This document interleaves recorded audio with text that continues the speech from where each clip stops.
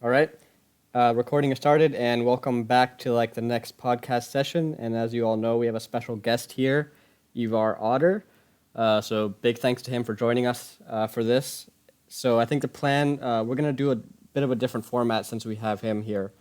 Um, I have a bunch of questions compiled for a Q&A. So instead of just me one-on-one asking him questions, what we'll do is I'll ask one question. I'll try to frame it so that it's kind of open-ended, and then other people can also pitch in along with Ivar. And then once you all have questions of your own, you can also ask them in between.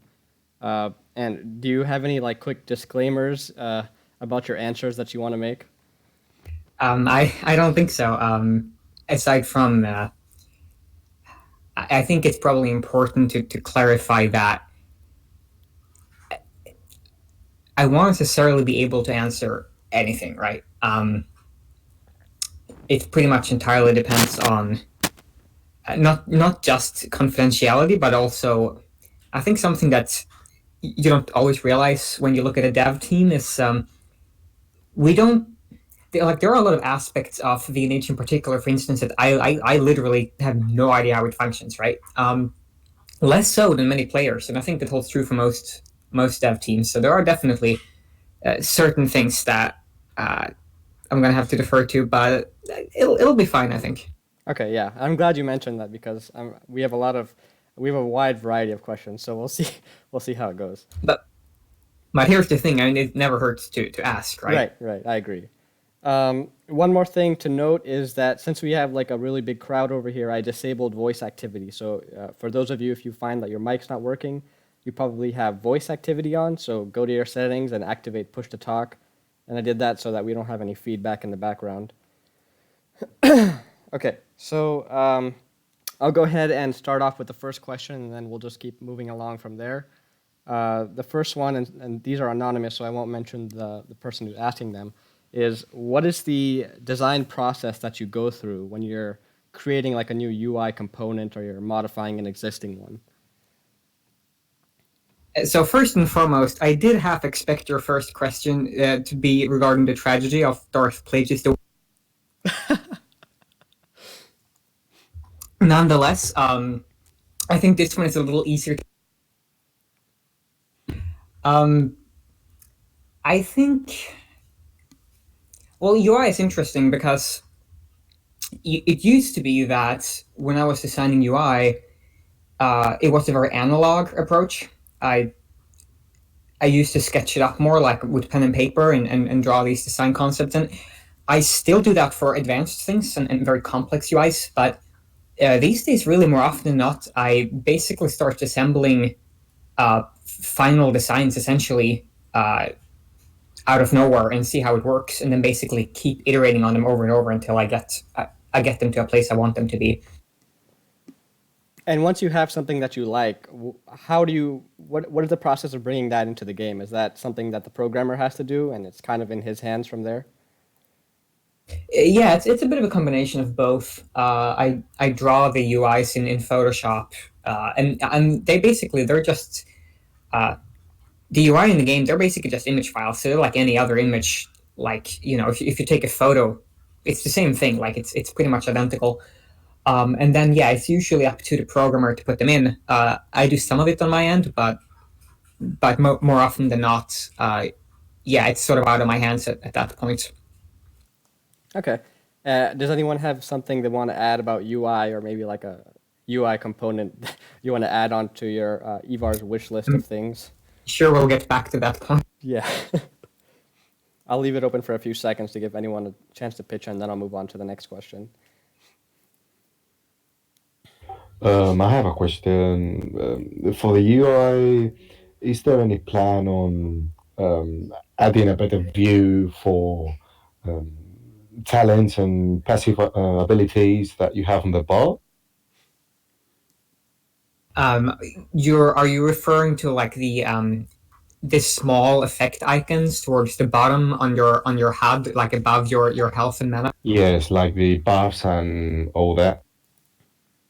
There isn't anything in that.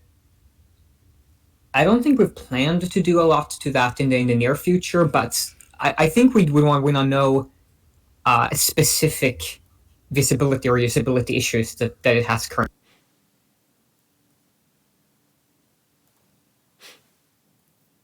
So if there is anything that specifically doesn't work very well with those, I think you should let us know, in particular on the forums, and we can definitely. Great, thank you. Okay, any other questions in regards to that, or just any random question anyone wants to throw in there? I might add too that game UI is actually, in terms of process, at least in my experience, it's quite different to general software or web UI in that the visuals and the aesthetic of the UI is a greater part of, like, it's of greater importance, right? So like the way it looks and it's like the skeuomorphism of it plays a greater role, which means that it's more important to take that into account early on in the process. So if you were to make UIs for a piece of software, right, or an app or a website, you do a lot more sketches. But for a game, it's just that the visuals play a greater role in it, so you have to sort of think about that along the entire process. Yeah, I think you're spot on, and I think that a lot of the thought and effort that you put into the UI pays off because I know whenever I've visited some of the older, like the old school MMOs, the first thing that will throw me off about those games is the UI. When it's super cluttered or unreadable or it's just too much information overload, then I kind of just get turned off straight away. Versus in this game where the UI is really easy to read, it's streamlined, it's very simple and intuitive. So I think that that's actually one of the strongest points that VNH has over some of the other old school MMOs out there. Now, you do run into a lot of reality checks when you work with UIs, especially in an MMO, or I mean, any game really, but MMOs are complex, where it's easy to design something on paper that is perfect and it looks great and it works great and it's clear, but actually, like the in-game part of it, sometimes it just you have to account for so much that in like it's a slightly sometimes it's a slightly it's hard to communicate sometimes, right? Like it's easy for someone who just looks at it to see, okay, this can be done better, or this doesn't work very well, and yeah, it doesn't. Um, but you run into so many, let's say, like either technical challenges or design challenges that you don't necessarily know until you try to put them in. Something as simple as the fact that the game can run in so many window sizes that has to be accounted for. So something that fit really well in one context, but it might be impossible to fit in another, and things like that. Like it's interesting. You do keep running into those things constantly. Game UIs, I think, in general, is pretty much always a matter of compromise. Yeah, I can see that. And did you want to become a UI designer from the start, or did you have something else in mind and then you just kind of wound up over here? I enjoy UI. I think less to do with what I wanted to do and more to do with the fact that I think it's a lot of fun. I think personally, I have always wanted to be mostly a generalist. I like taking on a huge variety of roles, not even just art related, but just in general pertaining to game development. So the UI is more of a sort of a personal passion, I think. Okay, that makes sense. Uh, does anyone else have something to add? And then if not, I'll open it for another few seconds, and then I'll ask the next question on the list.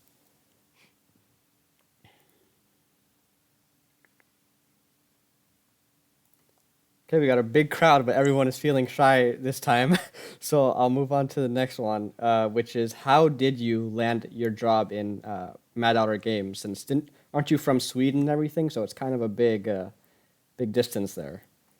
Yeah, it is a big distance. So at the time, I was finishing my education at a trade school in Sweden that was focusing specifically on game development. So that's my formal education is in game development. And the last part of that degree involved an internship.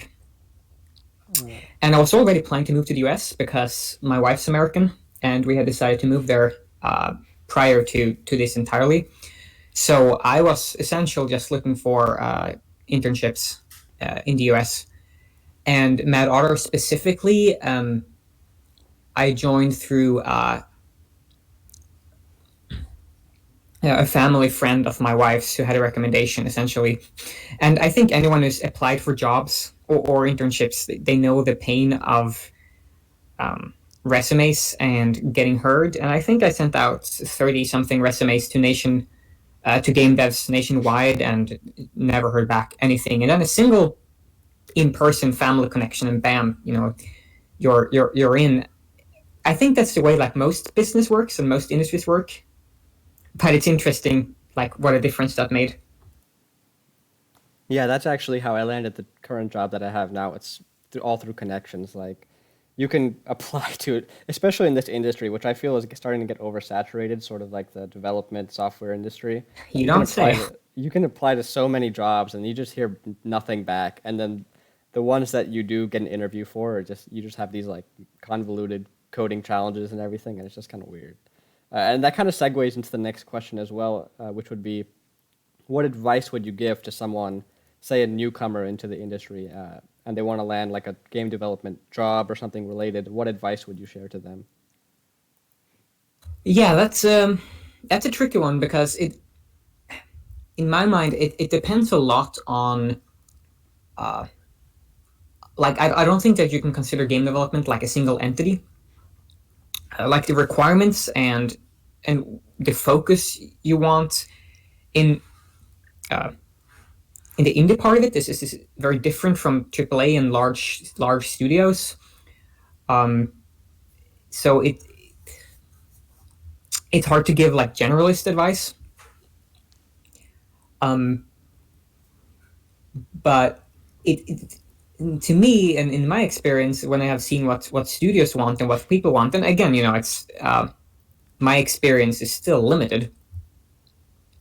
If you're applying for a large scale studio, or if you in sometime in the future want to get into the AAA industry, you want to go more specialized.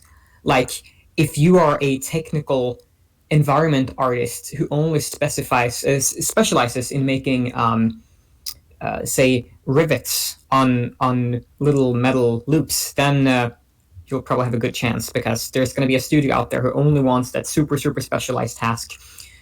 Uh, Whereas if you're looking to join a smaller indie studio, I think it's regardless of what they want, it's just super valuable to be more generalist. Like if you can do a little bit of everything, that'll be really useful in smaller studios. So it's sort of polar opposites. Yeah, I think that's great advice.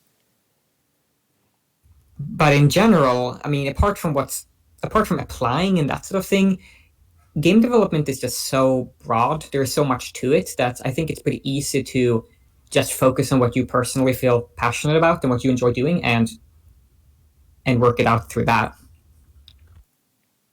Have you worked with any other studios, or is this the one and only so far?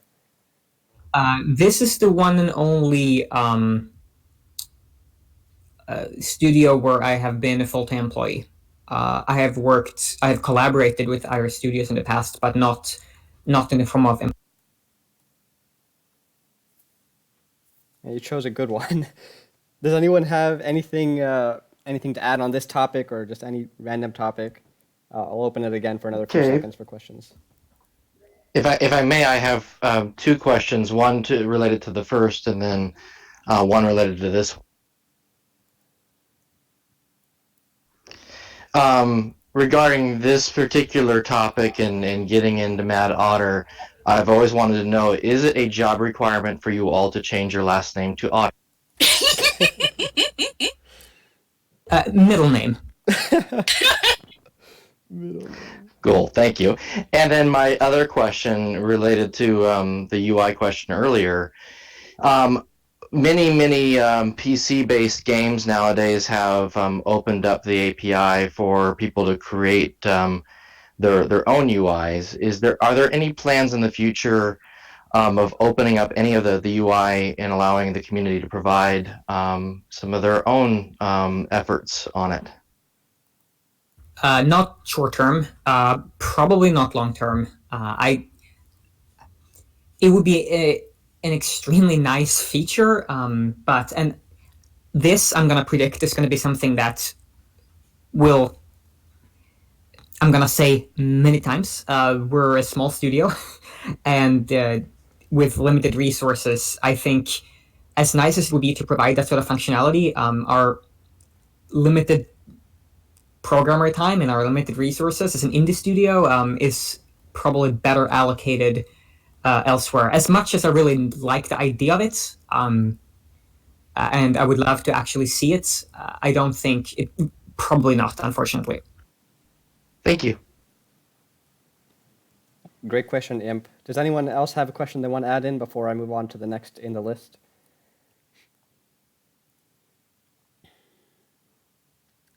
Okay. In that case, what is one thing that you miss the most about Sweden? It's funny how often I get that question from just about anyone. Well, there are two categories of answer. One is political, and one is non. Keeping it to the second category, family, I would say, is probably number one. So it's not really Sweden specific, but I think anytime you move really far and you don't get to see your family very often, that's probably the main thing. I miss Swedish winters, but I think that's not really. There are certainly it's more of an Oregon thing than anything else that we don't really get snow here. But there is a certain. I think there is a certain mood, a certain atmosphere you can attribute to most countries, and you do start to sort of. It's one of those cases of you don't really realize it until you're gone. But there is certainly a certain sort of a cultural mood of Sweden that I tend to miss. But that's such an abstract thing that it's hard to explain. So yeah, I'd say family. You can go political, by the way. We have no terms of service over here. As long as Damon doesn't see this, you're safe. Maybe not political as much as, well, I'll just say this. It would be really nice to have free healthcare. Yes. I can get on board with that. Okay. Something in from chat. Chef Tifa asks, what Swedish foods would you like to have added to the cooking recipe? Yeah, that's interesting. Huh.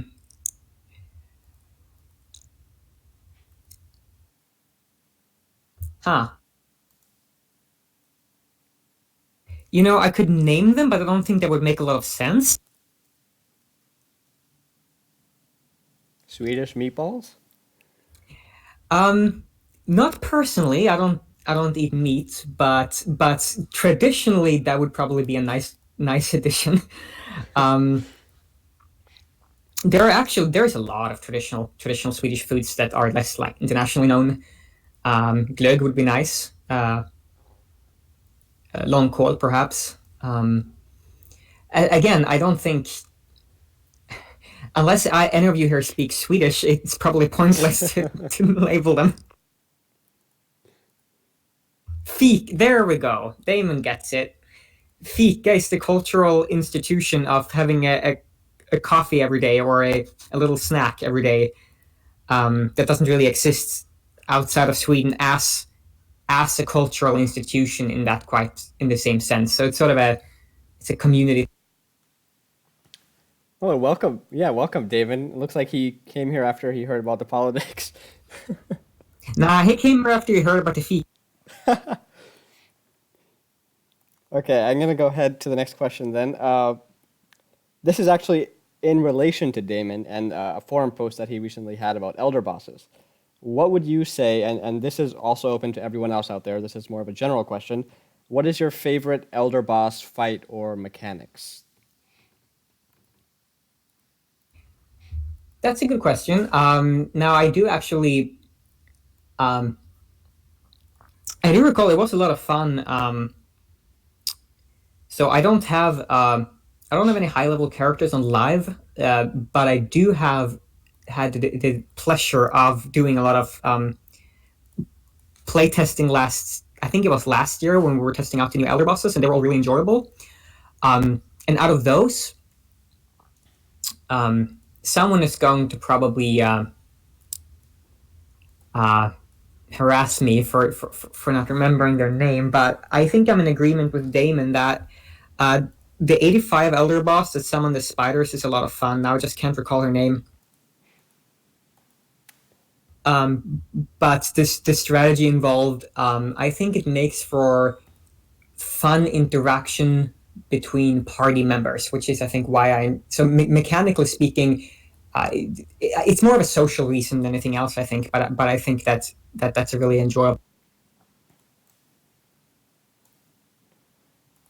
Yeah, I See if I can. agree. I think a lot of the later elder bosses, especially like the dungeon ones in the 95s, we've seen like a massive improvement in mechanics and with those compared to some of the old earlier designs. So I agree with your assessment on that. I like my favorite is Benedicta probably. Now that she's been balanced and everything, she's really fun. What about the rest of you? What are your favorite elder bosses? Oh, just sitting here I, quietly, it's scaring me. I like the bubble guy, Bubble. Oh, the 85, the purple one, Valax or Valax or something. the one I that's still like always Lord bugged. Pyrus. See, I'm not the only one who forget their names. No, no, you're not. Yeah, Lord Pyrus is another favorite of mine. Yeah, Pyrus is fun, especially if you've got a huge group of people. So, what I is it also about those bosses specifically that makes it so enjoyable? You I, have to I think. but I think there are clear there's clear communication from the elder regarding the mechanics. So like you know like say mutagen, one of the other 75 elders, you know that when you see the red circle on the ground, you back up out of it. You know, you see the cue of the arm, you know, being raised in the air. And you know, it's predictable enough, but there still are some kind of wild card sort of components to the fight. Yeah, I And agree. and and yes, they do require a group and communication and coordination, and you know, you have to all be on the same page at least to a certain extent. I also uh, like the tree guy in Rift. Oh, I Oh, remember him. him, Yeah. yeah, yeah. I'd love to see the Rift bosses scaled because a lot of people don't realize how hard that tree guy was back in the day. It took like 20 minutes to Well, beat him. oh, the tree guy in Rift, but also that mushroom one. I can't remember if it's like the second to last or third from last in Rift. That mushroom one. Oh my god, the number of times I died on that one. I wish that they would make Rift into a dungeon. Oh, well, that's a good Yeah, idea.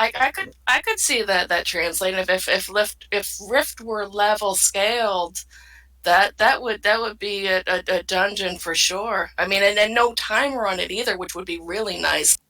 giving us ideas here. Yeah, I mean, that's a good idea because if you think about it, there are 13 bosses, fully fledged boss fights just sitting in there in the Rift. So that could be a good sort of like a ladder mechanic in the Twilight Vale. If you beat one, you teleport to the next, something like that too. Yeah, well, you don't even need to teleport between those guys. I mean, it's a long run if you die and have to make your way back up to the top again. Um, but there's really no need for teleporting in there. Yeah, The I see that. the one bad thing about Rift as his own though, is when it gets laggy in there. When you have a big group, it gets really bad, horrible lag. Yeah, that Oh, might be something to consider. Black Fury Gorge. That's yeah.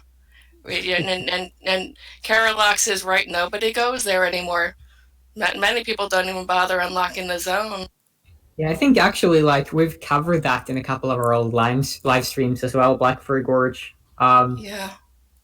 I wouldn't be the best person to discuss it. It's not really my area, but I I enjoy its atmosphere. I can say that much. Yeah, I have a lot of fond memories in there because I think that was one of the first scaled zones that wasn't an event zone. So we could kind of go in there with a Yeah, team of like 4 or 5 and just kind of mess around and kill a bunch of enemies, and people of any level could yeah, I think it just was Yeah. The very first, if I recall correctly. Oh, that was the I- first scaled zone entirely. Wow. I could be wrong though. I could be wrong. No, I think you're right. I think Black Fury Gorge was the very first level scaled zone, and that was back when the portal was in Ardent City, to the left of Ardent Castle as you're facing the castle. Yeah, I think that was the And effect. Diet, And again, I didn't experience it personally because I wasn't part of my daughter at the time. But looking back to it, I think the really cool thing about that was that it was tied into a greater narrative. So like everyone would come together, and it would all be like it was kind of seamlessly part of the introduction to this story, right? Which is it's a really neat way to do it. You feel more in tune with the actual events as portrayed by the storyline. Diet had said when it was scaled that that in itself was like an event. It was just a longer event that went on and on. Oh, right. Yeah, it was. I think it was originally planned to be a temporary seasonal event zone type thing, and then it hung around. But yeah, no, I remember going to Blackberry Gorge fairly low, and I mean it was like, and then the thing is though, when I went back to it, or when I hit Pyrus, the Pyrus zone, it was like, oh my gosh, this was like in Black Furry. This was like in Black Furry. This is like in Black Furry. And so it was like, and those were the first places you ever, at that particular time, that was the first time you saw the gargoyles and stuff like that. Now they're kind of all over. Yeah, that was like the introduction to the whole Pyron content, I think. And there was a bunch of people, important NPCs there, like from various nations. I think that was really cool. And I like how they integrated the charter tokens as well, so that it was another way to earn those. Does anyone else have other bosses or boss mechanics that they want to add on before we move on? No mention of 95s? I was sorry. I haven't done the 95s on live yet, but I'm not particularly looking forward to them. My gear needs to be better. I love the 95. Yeah, Tweety really likes the 95s. I haven't gotten to them yet either, but I'm close. I haven't been to them. I didn't. I missed all the tests on test, and and I'm just now getting to I'm 95, but I'm still not finished with the main quest to be able to go to them. They're so much fun because it's not like you're just going to this one elder over here. You've got this little path to go along, and you have to beat these little mobs all along through there. And each one of the elders is a little bit different, and it's timed, and you get this really neat little chest of goodies. I just the timing on, or the timer rather, I'm not crazy about. It's a pretty contentious one, isn't it? Yeah. Timers in general. Yeah. Well, the timers in a dungeon was kind of okay, but no, having the timer, that's why I'm not looking forward to it either. I think it's interesting because I can see both sides. The timer, it does bring intensity, like a certain intensity. You kind of hold your breath as you're on those last few seconds. But on the flip side, it also makes it difficult to strategize and communicate with people, especially those on mobile. So I can see kind of why there's a split on it. I prefer mechanics over timers. I agree with that 100%. Timer is a mechanic. Don't get me started. Then I think it's an artificial mechanic. There may be components where certain bosses need a timer, but having a timer for an entire dungeon, I think, just eliminates any precision in any conversation and any strategy. Well, and what I could see, like with the 95 elders, where you need to kill X amount of mobs, you need to kill X, specific bosses or whatever. I can understand like having a timer just on the elder fight component of it at the very end, like that big fight at the end. I can understand having a time limitation in that section of it, but leading up to that, I don't feel that it's really necessary. That's an interesting idea, actually. So that like there could be breakpoints sections between the boss fights where there was no timer, and then the boss fights were the only parts that had a timer. So you still kept that intensity, and then you still give people the opportunity to talk in between those areas. Right, Yeah, I don't. right. I don't think it's unfair to dislike the idea of a timer mechanic. I think some of it has less to do with specific game design and is more subjective. In the sense that some people, that the way in which they play games, they don't enjoy feeling pressured in that sense, and other people, that's what they thrive on and they really enjoy. So part of it's pretty subjective, and the other part is, of course, how well does it tie into the rest of the game mechanics. But yeah, I don't think it's unfair to be unhappy about the implementation of the timer, but I also don't think it's like it's a pretty individual thing. Yeah. Well, I mean, part of the reason that I'm dreading is because I already know at this point, I've done enough of the stuff in Black Days. I may never get the 95 dungeon open because of some of the previous things, but we're not talking about them, like the Horse Quest. Because I have lag, Yeah, but I think the horse quest has been fixed recently. I think that's been tweaked. So hopefully that should be easier for people coming up. There's a player on US2 that cannot do it because of the lag that he gets. Yeah, that's obviously a problem, and something we gotta. Well, Ivar now knows what kind of a computer I'm doing the game on, so. Can we call Yes, it a computer?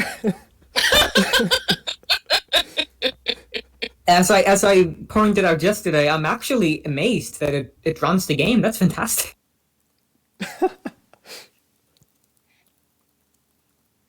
Okay, before I move on to the next question, does anyone else have anything to add regarding elders, boss mechanics, or just another question of their own? I have a question. Oh dear. Run away! What was the thought process of making the 95 Elders a dungeon base compared to the other Elders that were not? If you know the answer to that question, I mean, Ivar. Yeah, I think that particular decision was not within my. I was not involved in that, so I don't think I can really give you a great answer to that. I can guess, but that's not really any. I don't think that would be fair, so I might have to. Yeah, that's understandable. Okay, I'm going to go ahead and move on to the next question, which is, if you could have a new class or a new subclass, what would you have? What would Necromancer. The good choice, good choice. I like that choice. Not a That bard? didn't take much time. Bard. Bard would be fantastic. Those two in particular, I think make sense. And I think in both of those cases, they can sort of be geared towards like one of the subclasses. In both of those cases, it could be summoning oriented, which is a lot of fun. I think it's true that thematically, a bard class would fit extremely well into the game, and that is definitely it's something that I think would work really well. Especially if it was just a little bit out there, like if as an offhand item, for instance, they don't have shields, they literally have like a lute or a harp or something, right? Like I think that would be really cool. So a bard class I think would be fantastic, and it would feel, I think it could be done in a way that feels unique and apart from other fantasy takes on the bard. Necromancers I like because they can often provide really innovative gameplay mechanics, especially oriented around summoning tons of creatures. It's obviously a little bit darker in tone than a lot of the other sort of archetypes we have, but one could argue that provides some variety. So I don't know. I think actually I would go pretty much equally between a bard and a necromancer class. So it was great that you brought that up. But those would probably be my answers within that realm of classic fantasy. I mean, if you want to go outside of that, there is a lot of other fun things you could do. Yeah, I could see a bard as being sort of like a mana restoration class too. So it keeps everyone, up in the fight and everything. I like. How about a combined bard necro, a bard that summons the dead by song? Pillars of Eternity, the Obsidian game, actually has exactly that. They have it's called a Chanter class, and they do exactly that. They summon the dead by song, and it's really, really fun. So there is.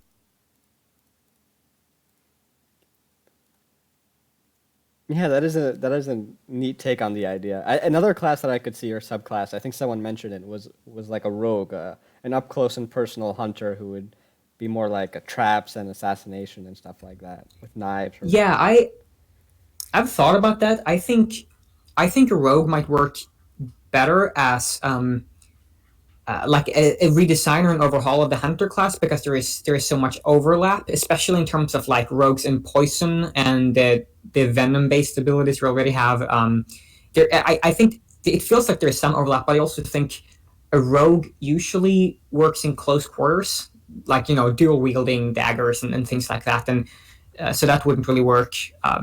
Now, you could argue that if you just made weapons universal, they would get around that, but that is if possible even more contentious design decision that I don't think is going to happen.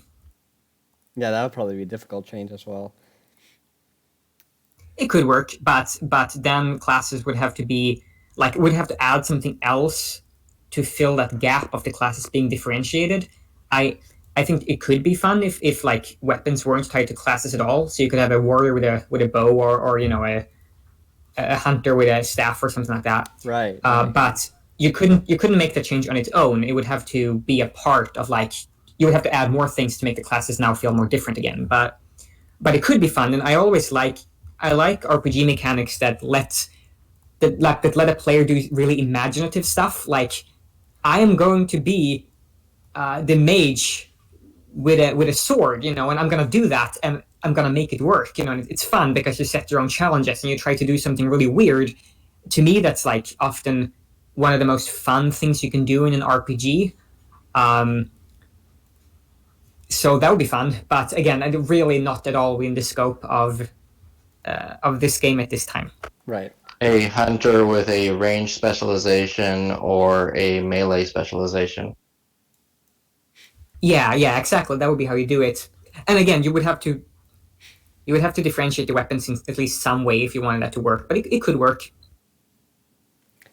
And speaking of RPGs and other games in general, what other games do you play? Because I've seen you mention sort of like retro, old school stuff, and then I've also seen you mention more of a modern game like Destiny 2. So that's quite a big range. Yeah. I had a feeling that question would pop up because it's kind of an obvious one.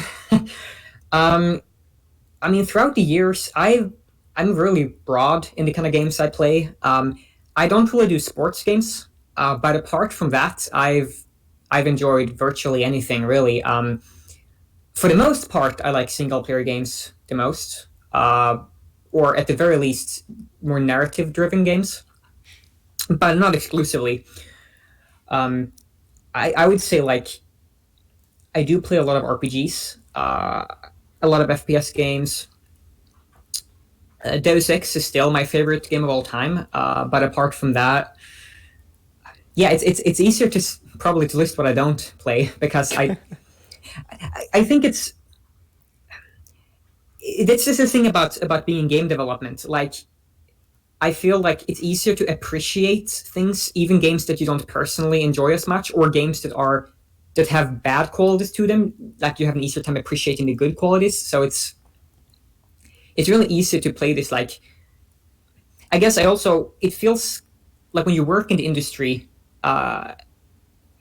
I feel there's you almost have an obligation to stay up to date with how the market looks like, right? So I try to play a really large variety of games. I mean, there's been a few cases where a game has come out. Take Fallout 76. A game has come out and it gets acknowledged, and people say, this game is terrible. The first thing I think is, well, I've got to buy that. Because, you want to know why it's terrible. Or you might disagree with it entirely, but I think maybe to answer your question a little bit more concretely, I can give some examples of what I've played recently. I did pick up Destiny 2. That was fun. I think they do the gunplay really well, and I really like the world building. I like the lore and the storyline. Like they don't have a lot of narrative, but they have a ton of lore, and it's like really good. Like it's really interesting lore. So I like that part of it. I also like the way Destiny is designed in that you can kind of pick it up and play it for like either 5 minutes or 5 hours, but you always feel like you can do something you enjoy. So that's fun. I played through the Pillars of Eternity series that I just mentioned by Obsidian, which is a fantastic RPG. And Disco Elysium, which if you haven't played it, you should play it because it's fantastic. Yeah, that's the one that you wouldn't tell me the name of, so I Correct. couldn't look it up. It's hardly even a game. See, Sarah here, she would love it. It's really like it's basically just a detective story wrapped into like a top-down isometric RPG, but the writing is fantastic. It's not even made by a game studio per se. It's made by an art collective. Oh, interesting. Wow, that's in Estonia. It's fantastic. I mean, it's really dark, but it's incredibly well written. Like you can really tell that like it was written by people who write books. You know, like you can really tell. So it's really, really good. Yeah, I'm gonna have to look that up now that you mentioned it.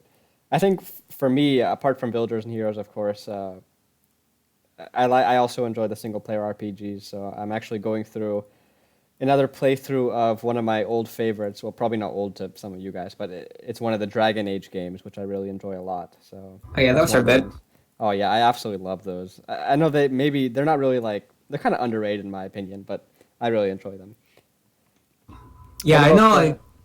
Sorry, go on. I was just gonna ask, what about the rest of you? But you can finish up and then we'll let other people. Nah, go ahead. I'm curious. Let's see if anyone gets out of their shell. Yeah, anyone play anything but V&H in here? Board games. What kind of board game? Yeah. I will say real quick though. I think you can group most games into two categories.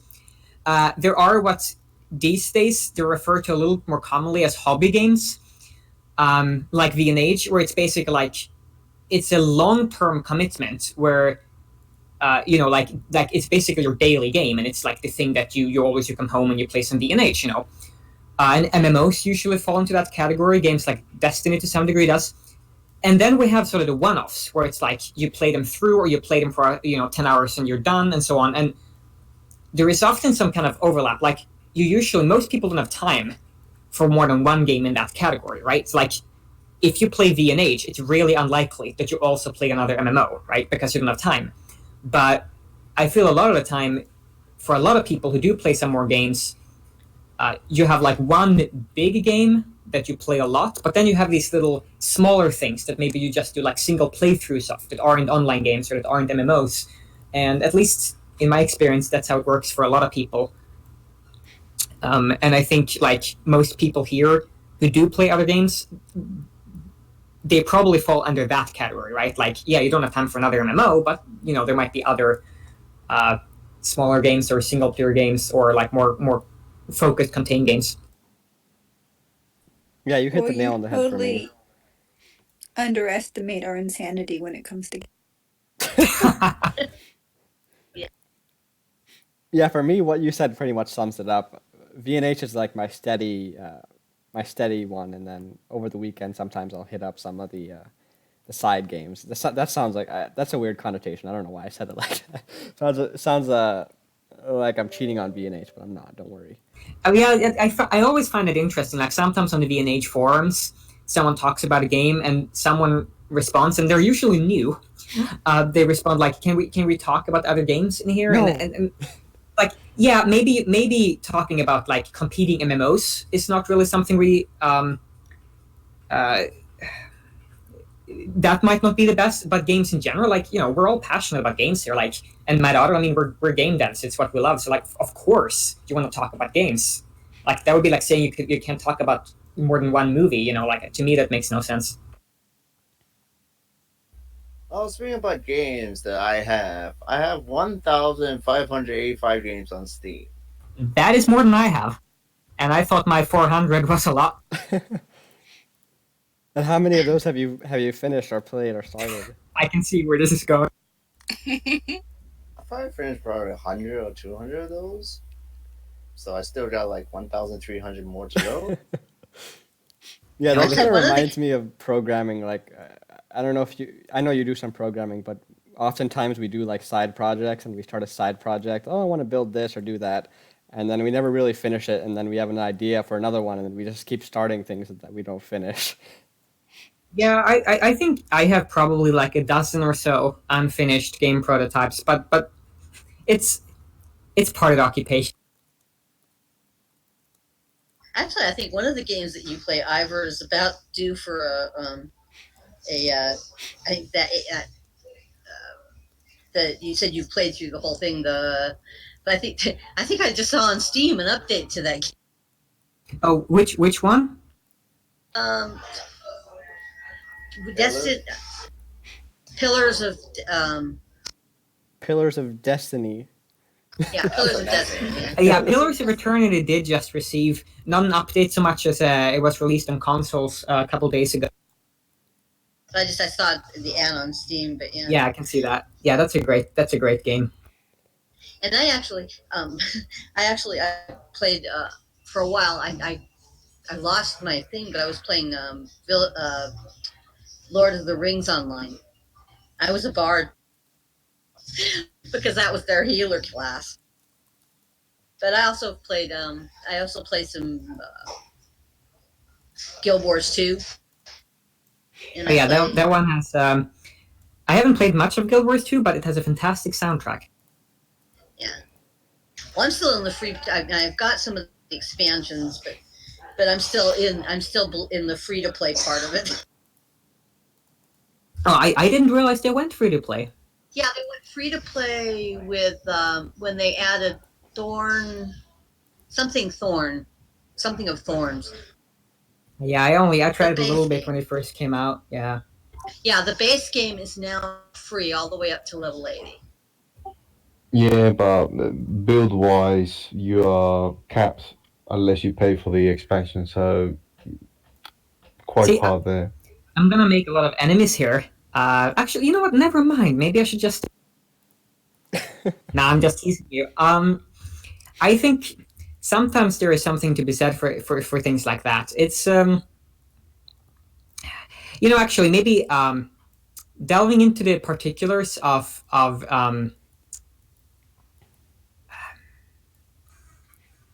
free play dynamics probably isn't within the scope of this particular podcast. So we go anywhere if you want to talk about it. That's. Oh, sure, but it would take a few hours. Oh, okay. Maybe that might not be in scope then. Yeah, but I am interested. It wouldn't be the first time that you spent 4 hours on this thing, Cave. Yeah, some of the ones have gone on That's true. a little too long, I have to say. Well, maybe a future podcast with Ivar will be just on the free to play game dynamic. Yeah, if we don't drive There's him that. off, then absolutely. Well, I mean, it's all subjective opinion anyway. My views are not facts. No, they're fact. Ivar's views are fact. That kind of brings me to my next topic. Actually, it doesn't, but my next topic is when you pick up a new MMO or a new RPG game, what is your go-to role? Because I know some people like Tweety Bird always play healer. So I'm curious if you have your go-to role or if it's just kind of whatever you feel. Yeah, that's a good question, and I don't think. I think it depends a lot on the game. I think generally when I first try out, especially non-MMO, like in MMOs, which I don't play a lot of MMOs, in particular not on a regular basis, so I have less experience with that. But for RPGs in general, it sort of depends on the way they've implemented certain things. Like when I first played Skyrim, I thought that they do like an interesting way to do magic, so I'm probably gonna try like a mage first. And when I first played, say, Morrowind, way back when, I noticed that, oh wow, you can actually steal stuff in this game, and they have this really fleshed out system where you could break in and you can like steal things. So I'm going to be like more of a rogue. So I think it often depends on my impression of like how that particular game handles class dynamics more so than having a role that's the same for any game I play. Though I do tend to go sneakier the first time around. I like that approach. What about the rest But of you? What kind of role do you sort of deviate towards? Because I know that I generally go towards support roles because, in my opinion, I feel like those are usually the ones that people don't want to do. A lot of people just go damage or something like that. So I kind of try and go towards support. But what about the rest of you? Well, damage is always the famous one that a lot of people want to do. There's always more damage than healers or tanks. That's true. I can tell you. I can tell you my go-to role is healer. Whether it's as a ranger, in one game it was a ranger, in one game it's a bard, and in this game it's a priest. I have names for specific classes, and if the name is class, I don't play it. Well, that's one way to do it. But yeah, finding names in particular in multiplayer games with limited availability can be kind of. Yeah, for me, I like to go for whatever the most general, well-balanced class is. But see, the question is, how do you know that before you've played the game? Well, in my case, I try to figure out, like, look at the skills of the hero, and I have a kind of a rough idea of what certain classes are supposed to be. So I kind of take a guess at the beginning, and if I'm wrong, I'll change my. Oh, that makes sense. I feel sometimes for me it's a bit more about the story and the role playing aspect of it. Like when I first picked up Pillars of Eternity again, which is kind of a classic fantasy RPG. I really liked aspects of the world and the storyline. So when I started playing the sequel, I had this clear idea in my head. Okay, this character is going to be like this kind of character, and it's going to relate to like the world events and the storyline in this way. So it made it easier to pick a class that fit into the role that I had made for that character. So sometimes, at least for me, it's more about the narrative and the role playing than it is about the mechanics.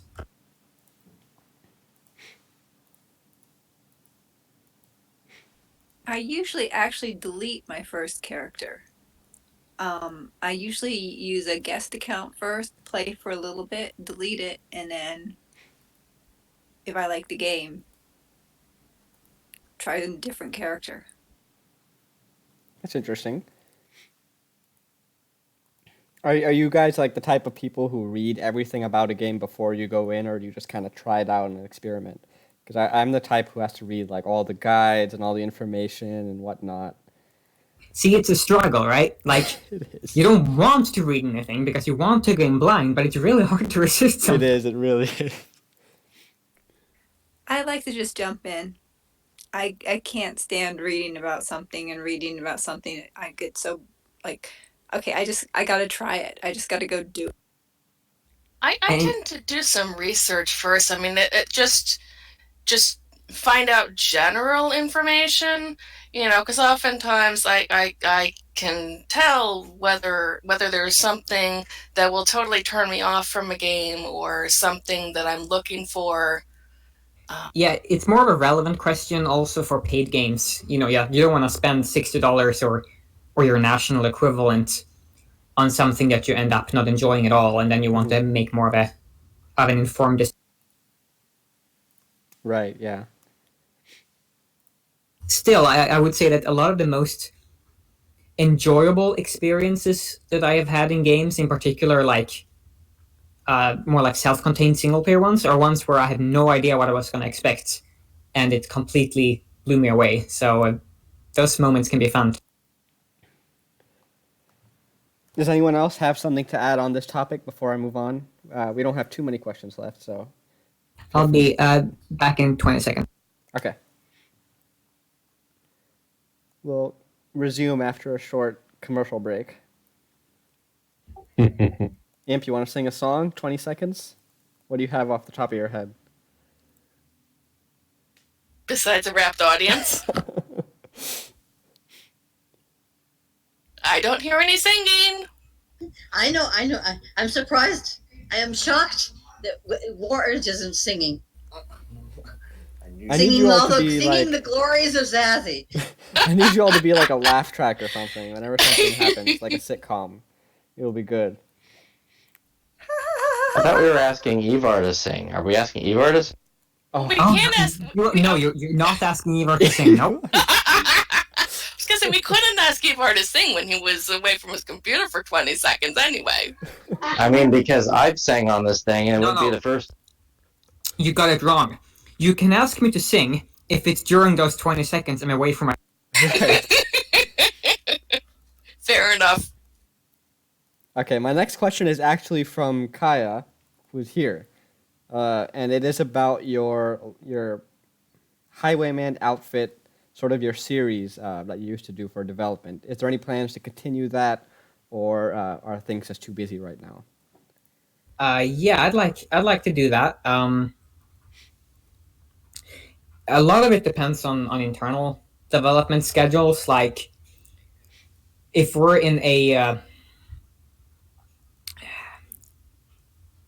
if there is like a time span when we don't actually really have need to make any outfits, then obviously that couldn't happen. Now, there could be other things, but since we're a small indie studio, we fill so many roles that there might be times where I spend weeks doing nothing but web development, and I doubt that would make for nearly as interesting of a live stream, things like that. So I'd say it kind of depends on what we're doing internally, but it would be fun, and I would particularly like to make something that isn't an outfit, just for the sake of variety, and do the 3D modeling part as well. That would be cool. And just kind of thinking of a general time frame to suggest, perhaps.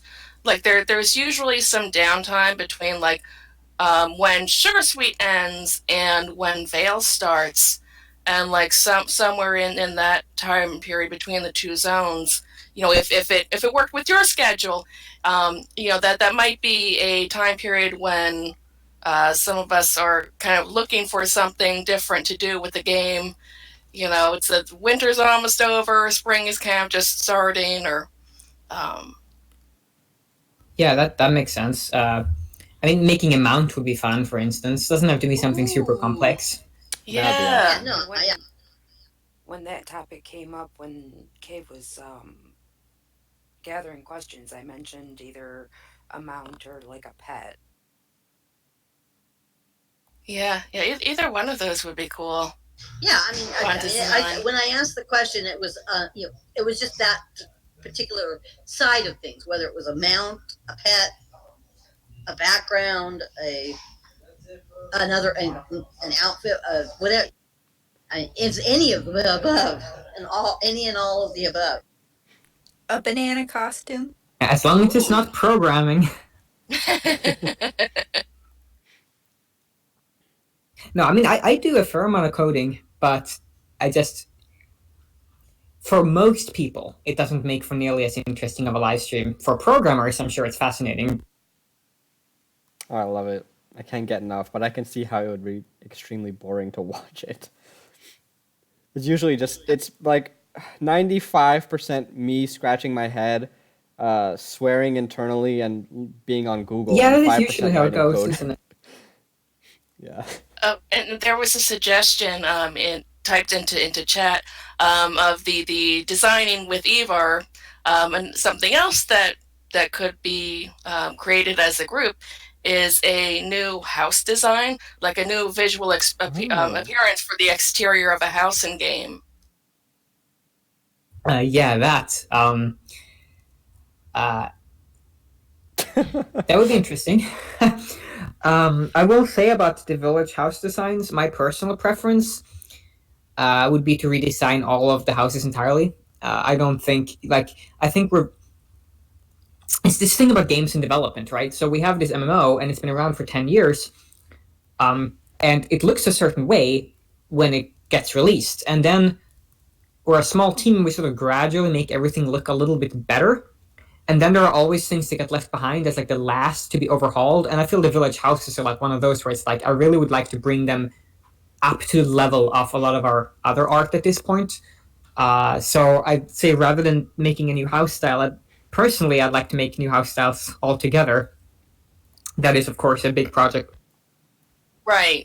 Yeah, that is a big project, but I remember when Wellspring hit, and there was a dramatic difference between all of the new artwork for all the other buildings in the villages and all of those original designs for the artwork of the houses. Yeah, that's kind of exactly what I'm talking about. Like, we don't have the resources to overhaul everything at once, so you inevitably run into those situations, and you try to sort of fix it up. Yeah, that makes sense. The next question is kind of unrelated. It is from Snorlax, and it's regarding music. Have you composed any new music recently? And if so, where is it, or do you share it? Yeah, I've done that. It's not. I could put it up somewhere. Yeah, I've been composing some music mainly for personal projects, not for VNH. But because of that, it's also not really in a public location currently. Did I? I'm trying to recall. I might have posted it on Twitter. I can't remember, but I can put it out on Discord if anyone's curious. Yeah, I think that'd be neat. It's fun. I'd like to hear it. Me too. Me too. Well, I made the question, so me too. Yeah. The next question is from Sinjin, and you might have already answered this somewhere along the lines. But it is, if someone sort of crowdfunded or supported any single thing that you'd like to see in the game, what would it be? Like, what would you push and prioritize the most?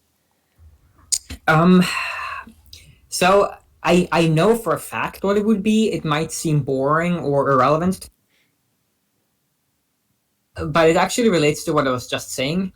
I think if there was unlimited time and resources to change or add or overhaul one thing of the game, me being primarily an artist, I would like to say we basically, we take every single piece of art in the whole game and we redo it from the ground up, with a crystal clear, concise vision for this is how the game should look like in its entirety: character models, environment, buildings, just the whole thing, textures, models, everything. Obviously, the game doesn't look bad by any means, but having a lot of resources would bring it the potential to look really, really, really, really good.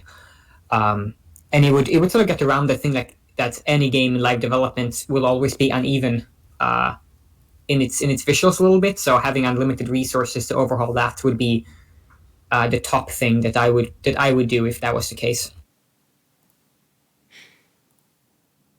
Is there anything in game right now that you would model it after, like a zone or a texture, or is it something entirely new that you have envisioned? Yeah, I wouldn't want to make the game look different in that sense. Everything would be.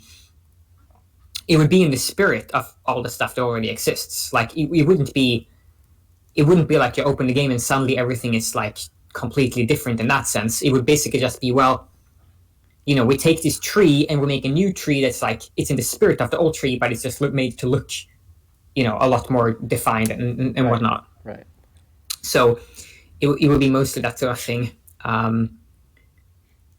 And there are other things and again, I'm mostly an artist, so that's kind of what I'm noticing or have opinions on. I like to get really fantastic looking water on phones, things like that, little things like that, but things that are more technical, challenging than they seem. So that sort of having a limited resources to do this huge sweeping overhaul of all of the game's visuals everywhere.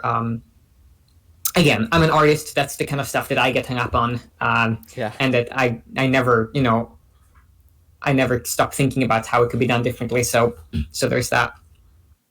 Oh, a fully original composed soundtrack for the game would be fantastic. To hire an actual in-house composer to do from the ground up like a completely original score. Now that would be incredible. Yeah.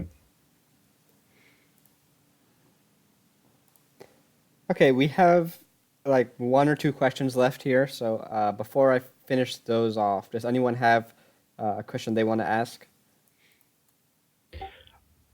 I maybe have one of the same line that we were talking about. How have you find yourself? Oh Christ, I don't speak English. Blocked by not resources, by lag management or things like that. When adding new textures or when working for art, you say, well, this cannot be done here because it completely overruns the area or the place or the NPCs or whatnot.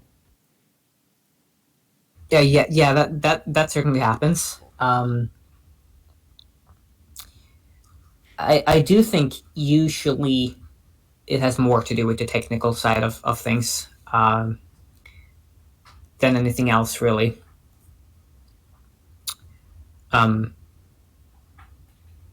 it comes to, I think, visuals, models, textures, that sort of thing, people tend to be in agreement both internally and the player base. So there is less of that like management side of things and more just, yeah, this is like technically impossible, or this can't be done for this or that reason. And just like with the UIs, there's a lot of unexpected things. Like as a player, you might look at something and say, "Oh yeah, this should be changed to that." But in reality, there is this huge complex web of things that all interact with each other, and it's a lot more difficult than it first might seem. Great, thanks. Okay. We have some kind of, well, these aren't really questions, so I'm going to skip over these. These are kind of like smaller, detailed detail things, which I'm sure aren't really worth really discussing right now. But the last question that I have before I just open it up to everyone is, if you could have a new event zone or design your own event zone, what would you base it off of?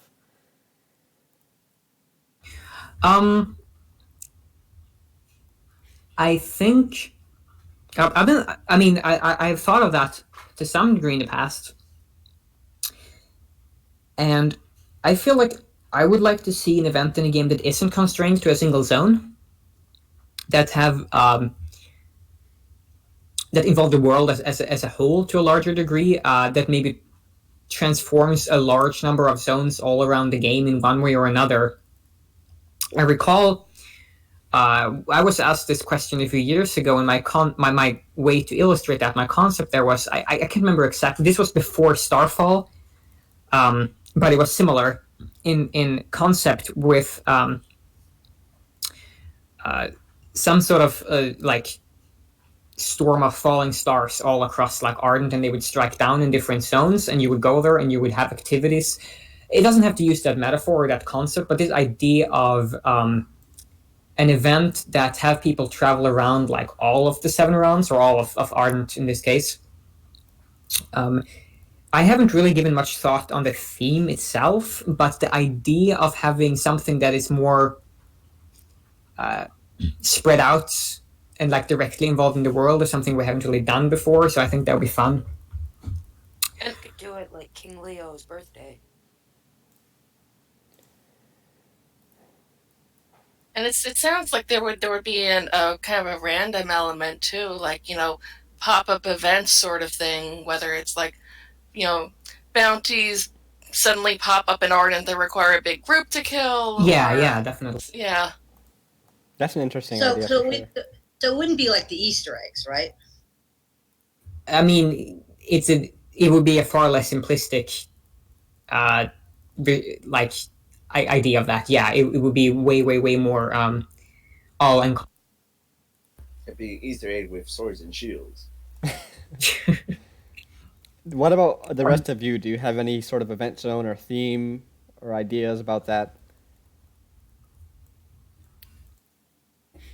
Some other games I played, the thing I really love about them is there's events that happen around the world, and it makes people go to that spot to do the event, and then later on another event happens in another different part of the world.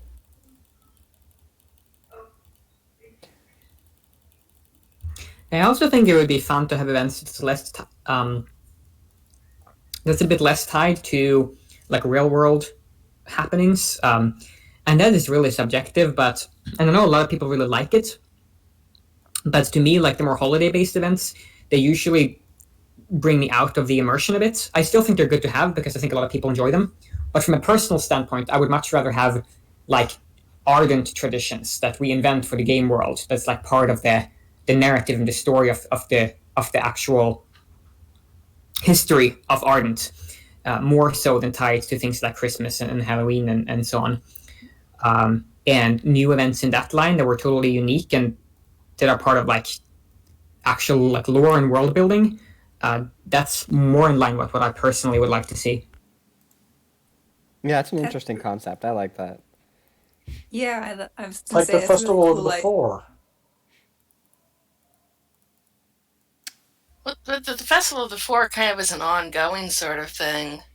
Still, I mean, it is still an example of the sort of thing, though. Yeah, it's. I mean, I'm a little more old school in my view of that, like playing more like single player RPGs and things like that. I guess I think I pay more emphasis to the idea of lore and world building and like a continuous narrative like that than you necessarily probably should in an MMO. So there's that. Nothing wrong with that, though.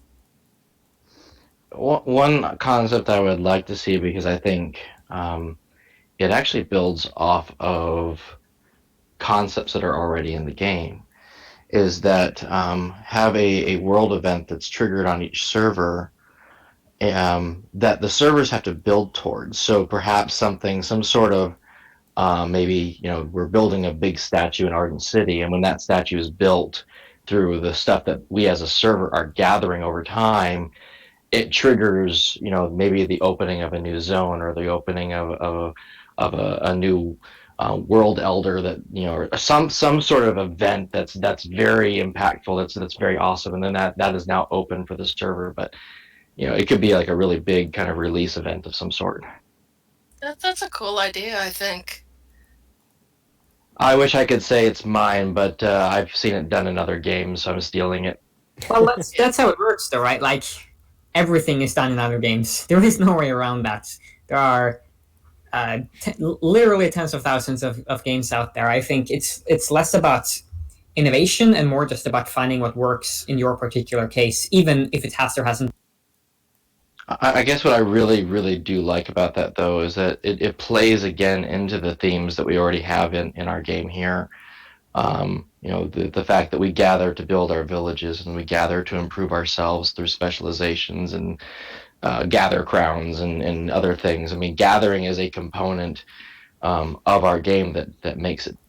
But I think I also like the idea because it fits in well with the strong community and building community ties and working together, and what a lot of the strengths of VNH in general.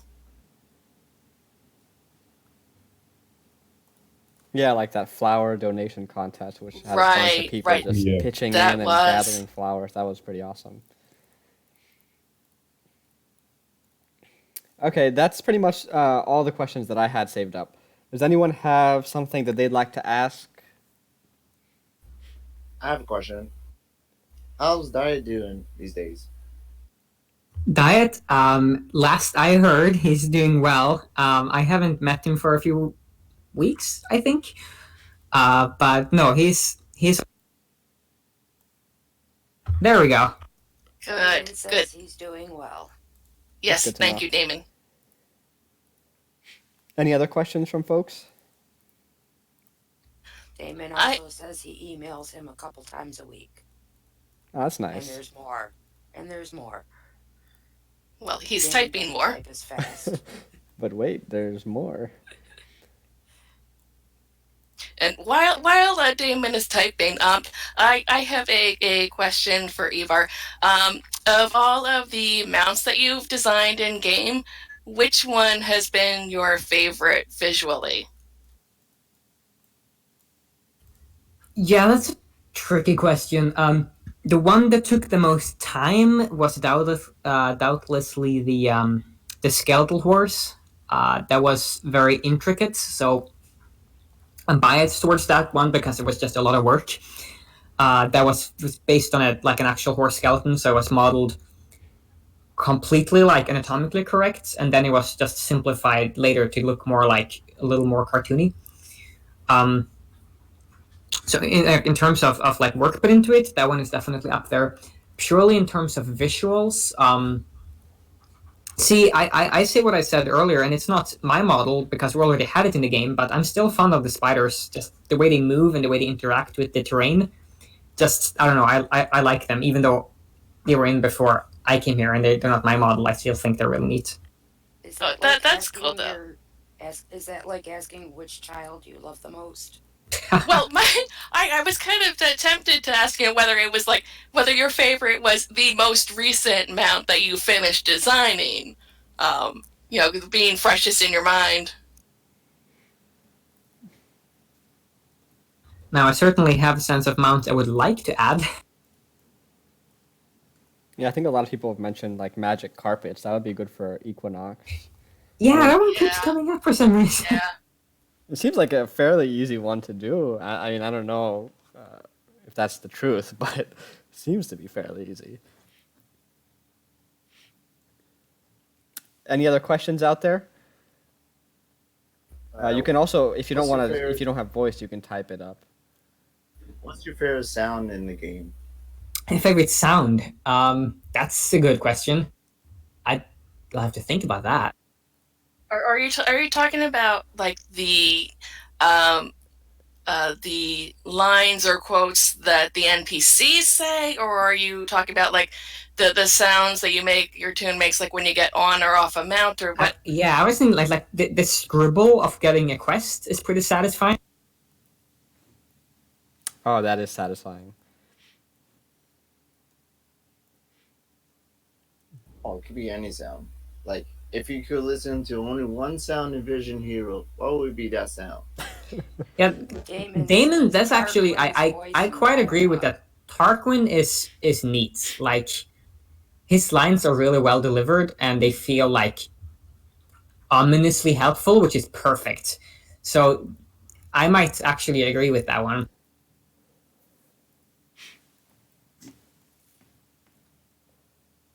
Yeah, I like that answer too. Tarkin is nice. I usually play with my sound off though, even though I really like the sounds and everything.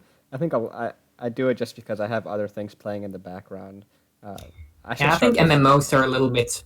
It's a little bit different too because MMOs you play for hundreds or thousands of hours, so you get kind of done with the music. Whereas like a shorter, say, single player game, then the music is like part of the experience. So then you want to keep it, but in a game like this, it sort of. Yeah, I think you hit that spot on. I mean, take like a game like say To the Moon is not. It wouldn't work without the music. Like that's such a completely integral part of the story it's trying to tell and the entire experience, that if you play that game without sound, you might as well just not play it at all. Whereas something like this, it's more of an. And Tifa asked a question in chat. If you could add any new emotes to the game, which one would you add?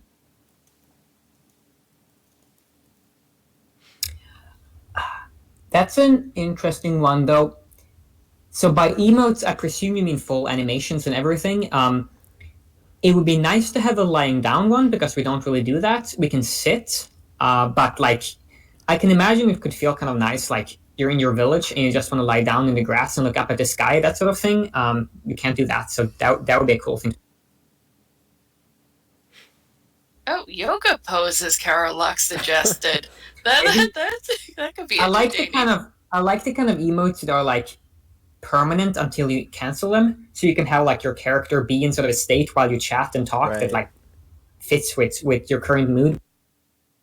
Yeah, rodeo dance is good for that. Yeah, I love the dancing emotes. I remember back when they were first teased back in like Oak Valley with the 3 dancing trees, and I'm like, I think someone posted, why can't we have these as emotes? And then one of the developers was like, oh, maybe that's coming up, and then we had them as emotes.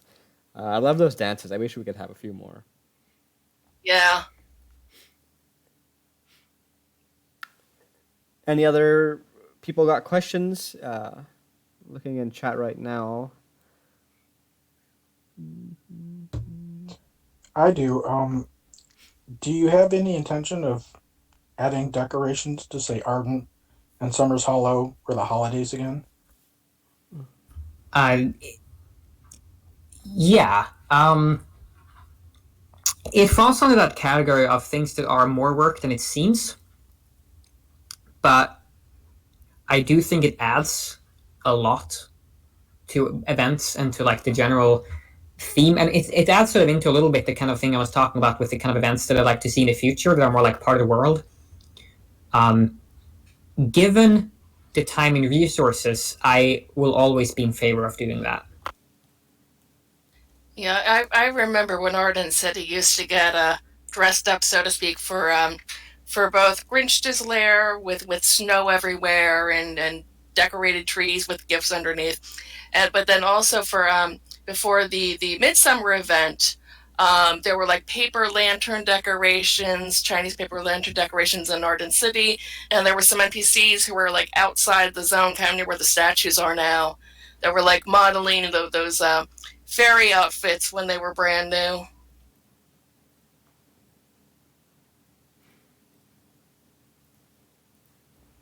I gotta run. Apparently, there's a mod needed on US2.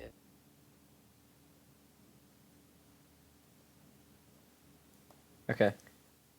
I think that pretty much covers all the questions I had. And anyone have any last minute questions, or are you all set? I had one. It's not my suggestion, but somebody mentioned something about the possibility of in the future. Friend of a friend? No, actually, it was in the Discord. I can't remember their name though. About the players influencing the story in the future, or influencing the world and what happens. Yeah, that's something that I personally would really like to see. I think it's and again, it is subjective, but to me, a super important part of an RPG is the role playing aspect. It's in the name. So the idea of either branching narratives or even just something as simple as your character being given different conversation options, I think would add a lot. Like it's a shortcoming, I think, currently, that you might be in a conversation and your character responds in a certain way, but it might not be, in a tone or with a way that your idea of your character is like. And it makes perfect sense because, making that branching is so much work that if we did that, then V&H wouldn't have gotten made in the first place, I'm sure, because it's just so much work. But in theory, that's just like it's a big part of an RPG that like your character can react in such a way that corresponds with like how you feel that character should be like, and that includes things like affecting the story, and having actual proper branching narratives. I don't think we're gonna do much of that in this case, just because of the work needed. But from a personal point of view, like subjectively, that's one of the things that I would the most like to see. And in fact, going back to the older question, if we had unlimited time and resources to do one thing, to do really complex and full, like huge sets of dialogue options that fit with the kind of personality you want your character to have, and large scale branching narratives, that would be pretty high on my list. Speaking about dialogue and NPCs, I love the dialogue from the NPCs in Blight Island. Yes. Thanks, Sarah, for that. So yes, one of my favorite lines in the game now is from the Dragon Divine person that gives you the daily quest in Bloodstone, and all he says is just one word, and that's all. Yes. And that's The my favorite line. number of times I hear Edgy say this to me, it's yes. Me too. Yes. That's a fun conversation for another time, though. Favorite game quote, Yeah. Oh, There yeah. are a lot of great and ones. both in V&H and in general from. Yeah, I Favorite think. bounty boss name. There are some pretty weird Oh, ones yes. out there. Yeah. Well, and that sometimes, I mean, Sarah Otter is such a genius. I love the dialogue with the NPCs, and I have a sheep that I named Ba Ram You because that is my favorite thing in like all of it. It's up there with the bra jokes. Yeah.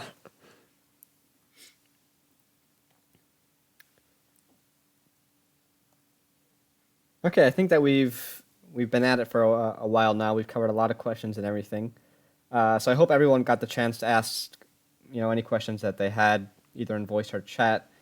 I want to thank Ivar once again, and also Damon for joining in for this session. Hopefully, in the future, we can do another one, maybe. So yeah, just big thanks to you all. Thank you for hosting. It's fun. We can certainly do this again at some point in the future if people are. Absolutely, and thank you for joining us, Ivar. Yes. My pleasure. Thank you, Ivar. Thank We you. Big appreciate thanks. it.